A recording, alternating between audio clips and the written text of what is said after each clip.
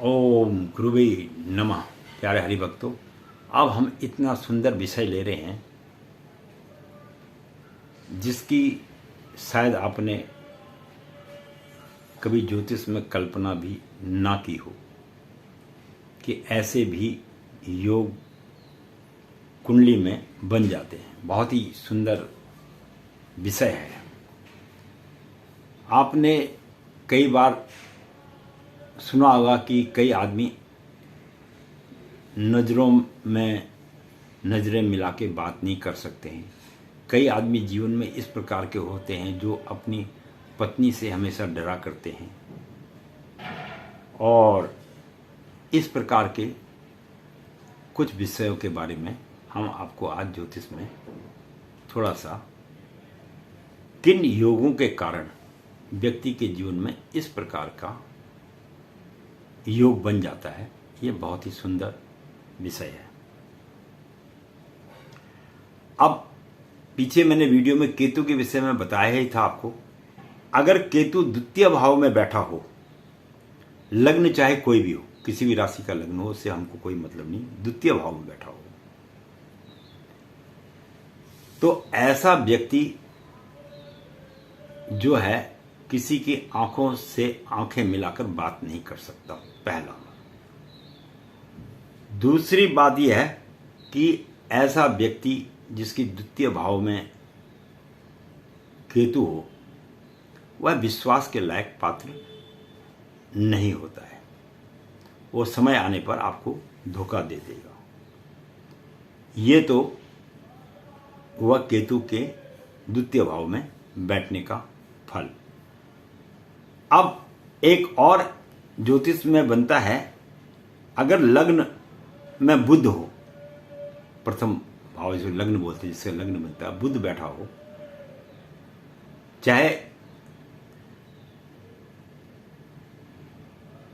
वैसे लग्न कोई भी हो, पर लग्न में बुध बैठा होना चाहिए। लग्न ये मतलब नहीं है कि मिथुन लग्न हो या कौन सा लग्न है, उससे हमें 12 लग्नों में से किसी का कोई मतलब नहीं, केवल लग्न में बुध बैठा होना चाहिए। तो ऐसे जातक जिसके लग्न में बुध बैठा होता है, ये बातों का बहुत धनी होता है, ज़्यादा बोलने वाला व्यक्ति माना जाता है। आपने देखा ना, कई लोग बातचीत करने में बड़े माहिर होते हैं, वो वही लोग होते हैं जिनके लग्न में बुध बैठा होता है। अगर बुध द्वितीय भाव में बैठा हो, ये भी एक बात है। अगर लग्न किसी का, अगर किसी का बुध द्वितीय भाव में बैठा हो, पहले तो प्रथम लग्न में था, अब द्वितीय भाव में अगर बुध बैठा हो, तो ऐसा व्यक्ति जो है अपनी पत्नी की बात को ही मानेगा, बाकी वो दुनिया में किसी की बात को नहीं मानता। ये भी ज्योतिष का एक बहुत सुंदर गणना है। तो क्योंकि वह वाइफ से डरता है ना, कहते हैं भाई ये वाइफ से डरता है, तो ऐसा कौन सा आदमी होता है जिसके द्वितीय भाव में बुध बैठा हो, वो व्यक्ति अपनी पत्नी से डरता है। अब एक विषय और ले लेते हैं ज्योतिष संबंधी में। 7वें घर में अगर सूर्य अकेला बैठा हो, 7वें घर में सूर्य अगर अकेला बैठा हो, तो ऐसे व्यक्ति के जीवन में 2 महत्वपूर्ण घटनाएं होती हैं। और या मंगल बैठा हो, अगर 7वें घर में अकेला सूर्य बैठा हो या मंगल बैठा हो, तो जातक जो है अपने घर में जाके कुछ नहीं बोल पाता।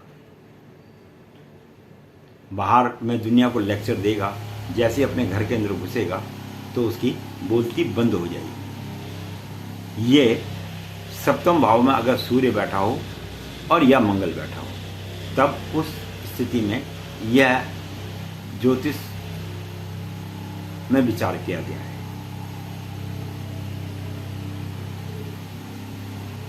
अगर किसी व्यक्ति के सप्तम भाव में सूर्य और मंगल एक होके बैठ जाए, सूर्य भी और मंगल भी हो एक होके बैठ जाए, तो ऐसे व्यक्तियों की जो पत्नी होती है वो दबंग होती है। कहते हैं ना इसकी पत्नी बहुत दबंग है, वो ऐसे ही व्यक्तियों की होती है जिनका ऐसा योग बनता है। मैं पंडित गिरीश तिवारी अपनी वाणी को यहीं पर विश्राम दूंगा। मैंने कहा था आपसे कि ज्योतिष संबंधी कुछ न कुछ विशेष बातें आपको जीवन में मैं समय समय पर बतलाता रहूँगा। बाकी तो ज्ञान की कोई सीमा नहीं है, जो मुझे ज्ञान है मैं उसके बारे में आपको थोड़ा बहुत प्रकाश डाल देता हूँ। वीडियो देखने के लिए बहुत बहुत धन्यवाद। अपना प्रेम मेरे साथ बनाइए रखिएगा, और प्रभु ने चाहा फिर अगले वीडियो में आपके साथ मुलाकात होगी।